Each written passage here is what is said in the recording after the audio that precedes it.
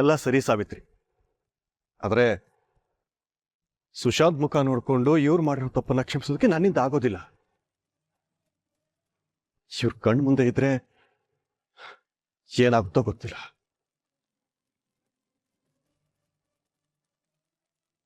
ಮಾತಾಡು ಸಾವಿತ್ರಿ, ಇಷ್ಟೆಲ್ಲ ಆದ್ಮೇಲೂ ಇವ್ರು ಯಾಕೆ ಈ ಮನೆಯಲ್ಲೇ ಇರಬೇಕು? ಯಾಕಂದ್ರೆ ನಾನೊಬ್ಳು ತಾಯಿ. ಒಬ್ಳು ತಾಯಿಗ್ ಮಾತ್ರ ಇನ್ನೊಬ್ಳ ತಾಯಿ ಕಷ್ಟ ಅರ್ಥ ಆಗೋದು ರೀ. ಮಗನ್ನ ಬಿಟ್ಟಿರೋ ಕಷ್ಟ, ಅವನ್ನ ತಪ್ಪಿತಸ್ಥನಾಗಿ ನೋಡೋ ಕಷ್ಟ ನನಗ್ ಮಾತ್ರ ಇರ್ಲಿ. ಆ ಬಿಸಿ ಅಂಜನಾ ದೇವಿ ಅವ್ರಿಗೆ ಮುಟ್ಟೋದ್ ಬೇಡ.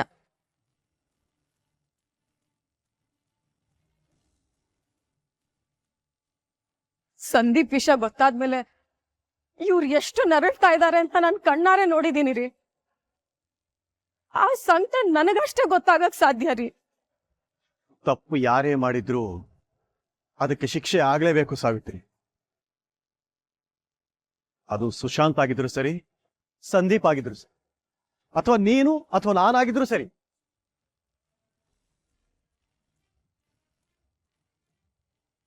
ಧರ್ಮ ಅವ್ರು ಹೇಳಿದ್ ಸರಿ. ಅವ್ರ ಮನ್ಸಿಗೆ ಅನ್ಸಿದ್ದವ್ರು ಮಾಡ್ಲಿ, ನಾನು ಅವ್ರ ದಾರಿಗೆ ಅಡ್ಡ ಬರಲ್ಲ. ಅಂಜನಾ ಅವ್ರೆ, ನೀವ್ ಬೇಜಾರ್ ಮಾಡ್ಕೋಬೇಡಿ.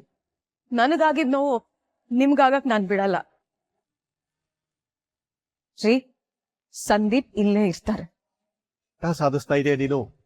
ಇಲ್ಲ, ನನ್ ಮಗ ಮಾಡಿದ ತ್ಯಾಗಕ್ಕೆ ನ್ಯಾಯ ಕೊಡಿಸ್ತಾ ಇದ್ದೀನಿ.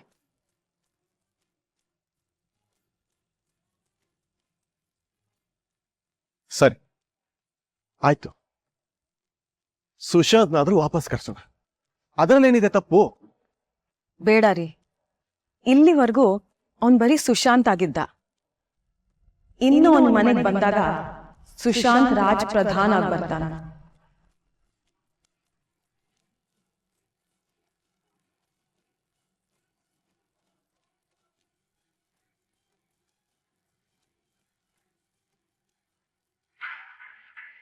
ಸರಿಯಾಗಿ ಹೇಳಿದ್ರಿ ಅತ್ತಿಗೆ. ಏನೋ ಮೂರ್ತಿ, ನೀನು ಕೂಡ ಅವಳಿಗೆ ಸಪೋರ್ಟ್ ಮಾಡ್ತಾ ಇದ್ದೀನಿ. ಅತ್ತಿಗೆ ಹೇಳ್ತಾ ಇರೋದು ಸರಿಯಾಗಿ ಇದೆ ಧರ್ಮ. ಸುಶಾಂತ್ ಈಗ ಮನೆಗೆ ಬರೋದ್ರಿಂದ ಯಾವುದೇ ಪ್ರಯೋಜನ ಇಲ್ಲ. ಅವನು ವಾಪಸ್ ಬರೋ ಹೊತ್ತಿಗೆ ನೀನು ಹೆಮ್ಮೆ ಪಡೋಂಥ ಮಗನಾಗಿ ಬರಬೇಕು. ನಮಗ್ ಈಗ್ಲೂ ಅವನ್ ಮೇಲೆ ಹೆಮ್ಮೆ ಇದೆ ಮೂರ್ತಿ ಅಂಕಲ್.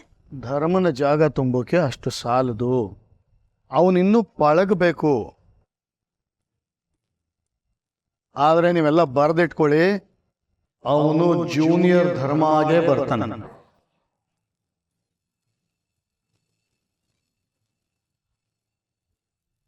ಧರ್ಮನ ಜಾಗ ಸುಶಾಂತೆ ತುಂಬೋದು. ಆ ಜಾಗ ಅವನಿಗೆ ಸೇರಿದ್ದು, ಅವನಿಗೆ ಸೀಮಿತವಾದ್ದು ಕೂಡ.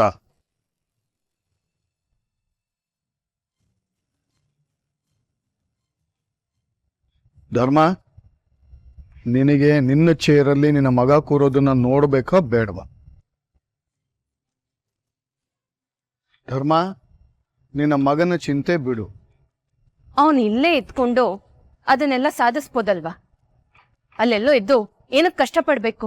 ಕೆಲವೊಂದನ್ನ ಪಡ್ಕೊಳ್ಳೋಕೆ ಕೆಲವೊಂದು ತ್ಯಾಗಗಳನ್ನ ಮಾಡೋದು ಅನಿವಾರ್ಯ. ಧರ್ಮ, ನೀನು ಮಗನ ಚಿಂತೆನ ಬಿಡು.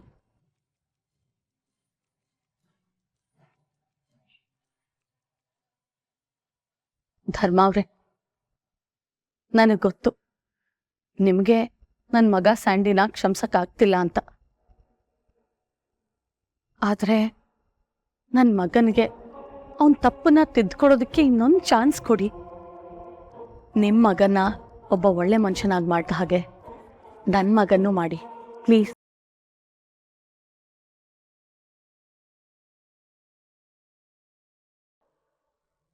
ಇಷ್ಟ್ರ ಮೇಲೆ ನಿಮ್ಮಿಷ್ಟ.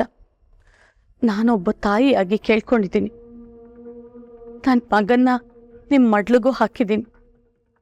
ಇಷ್ಟ್ರ ಮೇಲೆ ನಿಮ್ಗೇನು ಮಾಡಬೇಕು ಅಂತ ಅನ್ಸುತ್ತೋ ಅದನ್ನೇ ಮಾಡಿ. ನಾನು ಬರ್ತೀನಿ.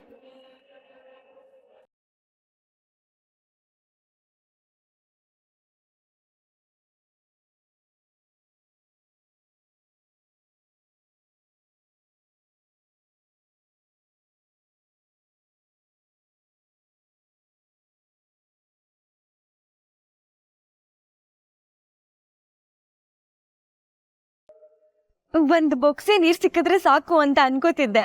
ಈಗ ನೋಡಿದ್ರೆ ಸಮುದ್ರನೇ ನಂದ್ ಹಾಕ್ಸ್ಕೊಳ್ಳೋ ಅವಕಾಶ ಸಿಕ್ಕಿದೆ. ಇದ್ರಲ್ಲಿ ನಾನ್ ಗೆದ್ಬಿಟ್ರೆ ಚಾಂದಿನಿ ಮೇಡಮ್ ಮನ್ಸನ್ನ ಈಸಿಯಾಗಿ ಗೆಲ್ಬಹುದು. ನನ್ ಕನ್ಸಿನ ಹಕ್ಕಿಗೆ ರೆಕ್ಕೆ ಸಿಗದಾಗತ್ತೆ. ನಾನ್ ಗೆಲ್ತೀನಲ್ವಾ ರಾಜ್? ರೀ ಮುನಿಯಮ್ಮ, ನೀವಲ್ದೆ ಯಾರು ಗೆಲ್ಲೋದು?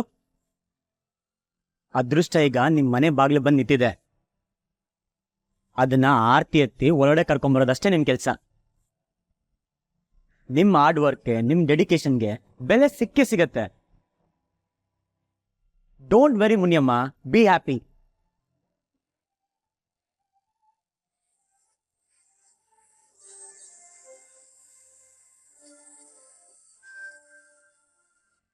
ಅಂದಾಗೆ ಇನ್ನೊಂದ್ ವಿಷಯ ಹೇಳ್ಬೇಕಿತ್ತು.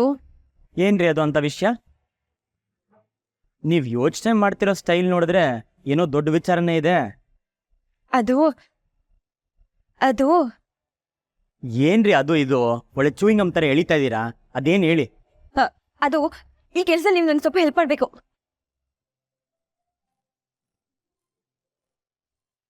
ನೀವ್ ಹೆಲ್ಪ್ ಮಾಡ್ತೀರಾ ಅನ್ನೋ ಕಾನ್ಫಿಡೆನ್ಸ್ ಮೇಲೆ ಪ್ರೆಸೆಂಟೇಶನ್ ಕೊಡ್ತೀನಿ ಅಂತ ಒಪ್ಕೊಂಡ್ಬಂದ್ಬಿಟ್ಟಿದ್ದೀನಿ. ಹೆಲ್ಪು ಮಾಡ್ತೀರಾ ಅಲ್ವಾ? ಪ್ಲೀಸ್. ನನ್ ಕೇಳಿದೆ ಅದು ಹೇಗ್ರಿ ಒಪ್ಕೊಂಡ್ರಿ ನೀವು?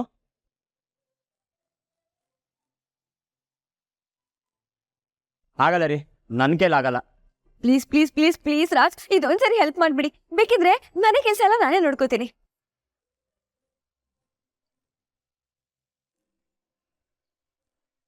ಒಪ್ಕೋಬಹುದು, ಆದ್ರೆ ಚಾರ್ಜ್ ಆಗತ್ತೆ. ಚಾರ್ಜ್ ಇದ್ರೆ ಟ್ರೀಟ್ ತಾನೆ ಕೊಡಿಸ್ತೀನಿ. ಈ ಕಾಂಟ್ರಾಕ್ಟ್ ಏನಾದ್ರೂ ನನಗೆ ಸಿಕ್ಬಿಟ್ರೆ ನಿಮಗೆ ಇಷ್ಟ ಆಗಿರೋ ಪಿಜ್ಜಾ ಪಾರ್ಟಿ ಕೊಡಿಸ್ತೀನಿ ಪಕ್ಕ. ಆಹಾ, ನಿಮ್ ಬುದ್ಧಿ ಬದ್ಲಾಗದೇ ಇಲ್ವಾ? ಅಷ್ಟು ದೊಡ್ಡ ಕಾಂಟ್ರಾಕ್ಟ್ ಸಿಕ್ಕಿದ್ರೆ ಇಷ್ಟು ಚಿಕ್ಕ ಪಿಜ್ಜಾ ಪಾರ್ಟಿನ? ಇನ್ನೇನ್ ಕೊಡ್ಸ್ಬೇಕು ನಿಮ್ಗೆ? ದೊಡ್ಡ ಕಂಜೂಸ್ರಿ ಮುನಿಯಮ್ಮ ನೀವು.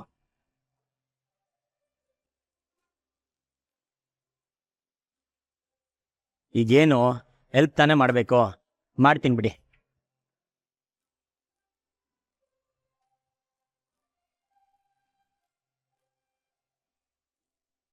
ಸರಿ, ಹಾಗಾದ್ರೆ ಮನೆಗೆ ಹೋಗಿ ಒಂದಷ್ಟು ಮಟೀರಿಯಲ್ಸ್ ಇದೆ, ತಂದ್ಬೇಡ್ವಾ? ಸರಿ.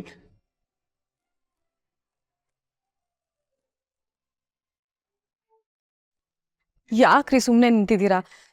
ಏನಾದ್ರೂ ಹೇಳಿ. ಅಂಜನಾ ಅವ್ರು ಎಷ್ಟು ಬೇಜಾರು ಮಾಡ್ಕೊಂಡು ಹೋದ್ರು. ಅವ್ರ ವಿಷಯ ಬಿಡ್ರಿ, ನಮ್ಮ ಅಮ್ಮ ಬಗ್ಗೆ ಏನಾದ್ರೂ ಯೋಚನೆ ಮಾಡ್ರಿ. ಆಲ್ರೆಡಿ ಮಗನ್ನ ದೂರ ಮಾಡ್ಕೊಂಡಿದೀವಿ. ಈಗ ಮಗಳ ಜೀವನ ಕಣ್ಮುಂದೆ ಹಾಳಾಗನ್ನ ನೋಡ್ಕೊಂಡಿರ್ಬೇಕಾ?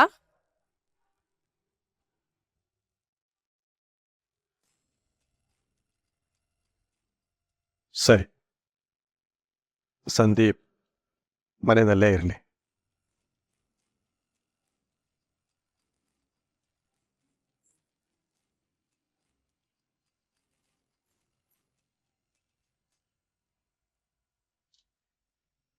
ಥ್ಯಾಂಕ್ ಯು ಮಾವ, ಥ್ಯಾಂಕ್ ಯು.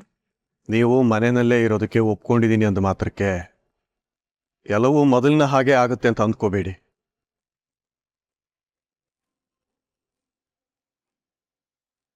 ಇನ್ಮೇಲೆ ನೀವು ನನ್ನ ಆಫೀಸಿಗೆ ಬರಬಾರ್ದು.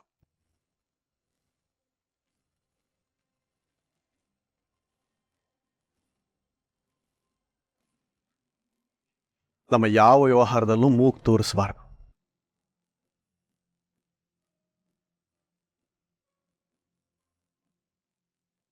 ನಿಮ್ಮ ಅವಶ್ಯಕತೆ ಅಳಿನಾಗಿ ಈ ಮನೆಗಿರಬಹುದು, ಆದರೆ ನಮ್ಮ ಕಂಪನಿಗಿರೋದಿಲ್ಲ.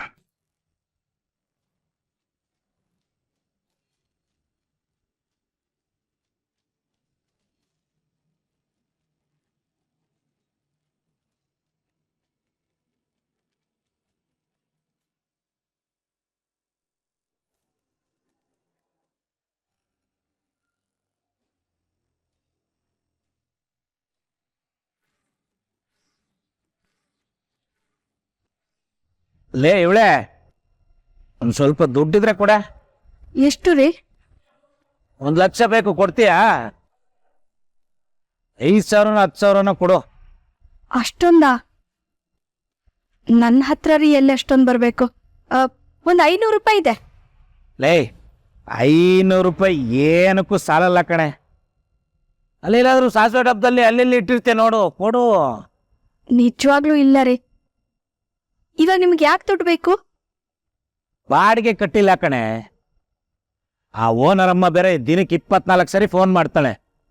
ಬಾಡಿಗೆ ಕಟ್ಟಿಲ್ಲ ಅಂದ್ರೆ ಆಚೆ ಹಾಕ್ತಾರೆ ಕಣೆ. ಇನ್ನೂ ಬಾಡಿಗೆ ಕಟ್ಟಿಲ್ವಾ ನೀವು? ಲೈ, ಬಾಡಿಗೆ ಕಟ್ಟಕ್ಕೆ ದುಡ್ಡೇನು ಮರದಿಂದ ಉದುರುತ್ತಾ? ಆ ನಿನ್ನ ಮಗಳನ್ನ ಮನೆಗೆ ವಾಪಸ್ ಕರ್ಕೊಂಬ ಅಂತ ಬಡ್ಕಂಡೆ. ಕೇಳ್ದ ನನ್ನ ಮಾತು. ಅವಳಿದ್ರೆ ಎಲ್ಲ ಅವಳೇ ನೋಡ್ಕೊತಾ ಇದ್ಲು. ಈಗ ನೋಡು ಈ ಪೇಚಾಟ.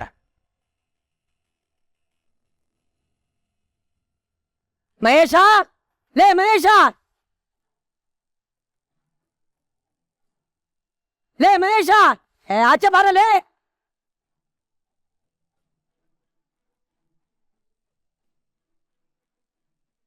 ಏ ಮಹೇಶ, ಬಾರ ಆಚೆಗೆ.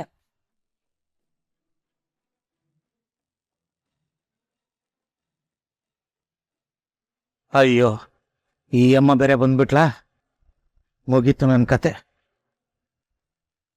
ಅಪ್ಪ, ಯಾರು ಕರೀತಾ ಇರೋದು ನಿನ್ನ? ಇನ್ಯಾರು ಮಗಳೇ, ಮನೆ ಓನರ್ ಹೆಂಡ್ತಿ. ಮಗಳೇ, ನಾನು ಈ ಮನೇಲಿ ಇಲ್ಲ ಅಂತ ಹೊರಗಡೆ ಹೇಳೋಗು. ಸರಿ ಹೇಳಿ. ನಾನು ಹೇಳ್ದೆ ಅಂತ ಹೇಳ್ಬಿಟ್ಟಿಯಾ? ಏನಲ್ಲ ಬಿಡಪ್ಪ. ಹಾ, ಹೋಗು.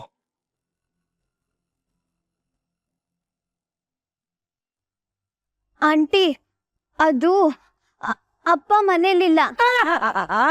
ಮನೆ ಒಳಗೆ ಇದ್ಕೊಂಡು ಹೋಗಿ ಇಲ್ಲ ಅಂತ ಹೇಳುವಂತ ನಿಮ್ಮಪ್ಪ ಹೇಳ್ ಕಳ್ಸವನೇನು? ಅನ್ನ ಆಚೆ ಕರಿ. ಅವನಿಗೆ ಇವತ್ತು ಸರಿಯಾಗಿ ಕ್ಲಾತರ ಬಿಡಿಸ್ಬಿಡ್ತೀನಿ. ಅವನಿಗೆ ಹಂಗೆ ಹೇಳಿದ್ರೆ ಗೊತ್ತಾಗೋದಿಲ್ಲ. ಹೋಗ್ರ ಒಳಗೋಗಿ ಒದ್ದೇಳ್ಕೊಂಬಂಡ್ರ ಅವನ್ನ.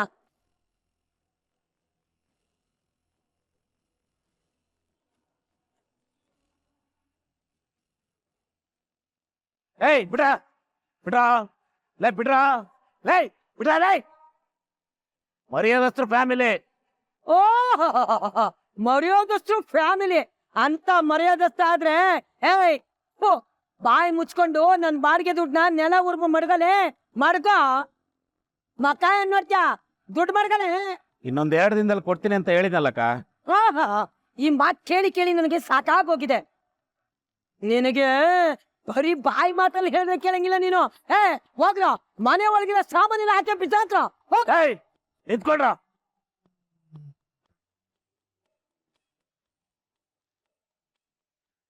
ನಿಮ್ ದುಡ್ಡು ತಾನೆ, ನಿಮಗ್ ಸಿಗುತ್ತೆ ಬಿಡಿ. ಓಹೋ, ಅದ್ ಹೇಗೆ? ಅಲ್ಲಿ ನೋಡಿ,